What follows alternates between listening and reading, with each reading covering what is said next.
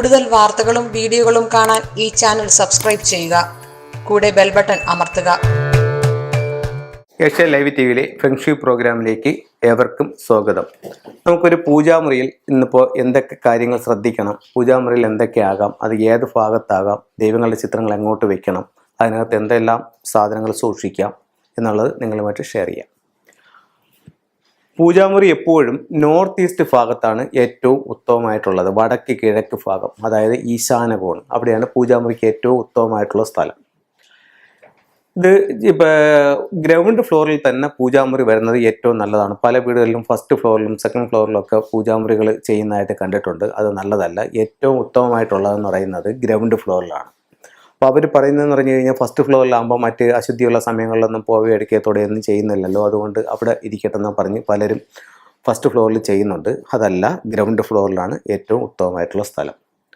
അടുത്തത് ടോയ്ലറ്റിൻ്റെയോ സ്റ്റെയർ കേസിൻ്റെയോ അടിയിൽ പൂജാമുറി വരുന്നത് നല്ലതല്ല.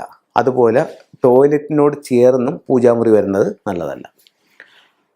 അതുപോലെ വലിപ്പത്തിലുള്ള വിഗ്രഹങ്ങൾ, ഒത്തിരി എന്ന് പറഞ്ഞു കഴിഞ്ഞാൽ ഒരു ചെറിയ അളവൊക്കെ ആണെങ്കിൽ കുഴപ്പമില്ല, പക്ഷേ വലിപ്പത്തിലുള്ള വിഗ്രഹങ്ങൾ പൂജാമുറിയിൽ വെക്കുന്നത് നല്ലതല്ല. അത് ക്ഷേത്രങ്ങളിലാണ് അത് ചെയ്യേണ്ടത്. അതിൻ്റേതായിട്ടുള്ള പൂജകളും മറ്റുള്ള കാര്യങ്ങളൊക്കെ കൊടുക്കണം. ഒരു വീട്ടിലാകുമ്പോൾ നമുക്കൊരു പക്ഷേ അതിന് കഴിഞ്ഞെന്നിരിക്കില്ല. അതുകൊണ്ട് വലിയ വിഗ്രഹങ്ങൾ കഴിവതും പൂജാമുറിയിൽ നിന്നും ഒഴിവാക്കേണ്ടതാണ്.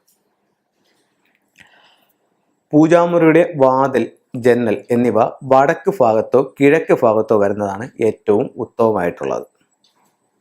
അപ്പോൾ നമുക്ക് ഇതിനകത്ത് പൂജാമുറിയിൽ ചിത്രങ്ങൾ, അതായത് ഭഗവാന്റെ ചിത്രങ്ങൾ വെക്കുന്നത് കിഴക്കോട്ട് നോക്കിയിരിക്കുന്ന രീതിയിലോ വടക്കോട്ട് നോക്കിയിരിക്കുന്ന രീതിയിലോ വെക്കാം. അപ്പോൾ അങ്ങനെ വെക്കുമ്പോൾ ഈ പറയുന്ന ജന്നലോ വാതിലോ കിഴക്കോ വടക്കോ വരുന്നതാണ് ഏറ്റവും ഉത്തമമായിട്ടുള്ളത്. പൂജാമുറിയുടെ ഡോറ് 2 പാളി ഉള്ളതായിരിക്കണം. അതാണ് ഏറ്റവും ഉത്തമമായിട്ടുള്ളത്. 2 പാളിയുള്ള ഡോറായിരിക്കണം പൂജാമുറിയുടേത്. ചില വീടുകളിൽ ചെല്ലുമ്പോൾ നമുക്ക് കാണാൻ പറ്റും, മരിച്ചവരുടെ ഫോട്ടോ പൂജാമുറിയിൽ ദൈവങ്ങളുടെ കൂട്ടത്തിൽ വെച്ചിരിക്കുന്ന കാണാൻ പറ്റും. അത് ഒട്ടും നല്ലതല്ല. ഒരിക്കലും മരിച്ചവരുടെ ഫോട്ടോ പൂജാമുറിയിൽ വെക്കാൻ പാടില്ല.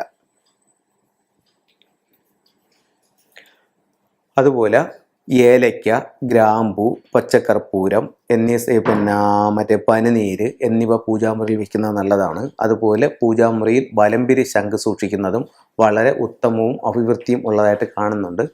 അത് ഒരു തളികയിൽ പച്ചരി ഇട്ടിട്ട് ശംഖ് അതിൽ വെച്ചിട്ട് അതിൻ്റെ ചുണ്ടുഭാഗം, അതായത് കൂർത്ത ഭാഗം വടക്കോട്ട് നോക്കി ഇരിക്കുന്ന രീതിയിൽ പൂജാമുറിയിൽ ശംഖ് വയ്ക്കുന്നത്, വടക്ക് കിഴക്ക് ഭാഗത്ത് ശംഖ് വയ്ക്കുന്നത് ഏറ്റവും ഉത്തമമായിട്ട് കാണുന്നുണ്ട്. അപ്പം ഇത്തരം കാര്യങ്ങൾ പൂജാമുറിയിൽ നിന്ന് ശ്രദ്ധിക്കുക. എല്ലാവർക്കും എല്ലാ ഐശ്വര്യങ്ങളും ജഗദീശൻ തരട്ടെ എന്ന് പ്രാർത്ഥിച്ചുകൊണ്ട് നിർത്തുന്നു. നന്ദി, നമസ്കാരം.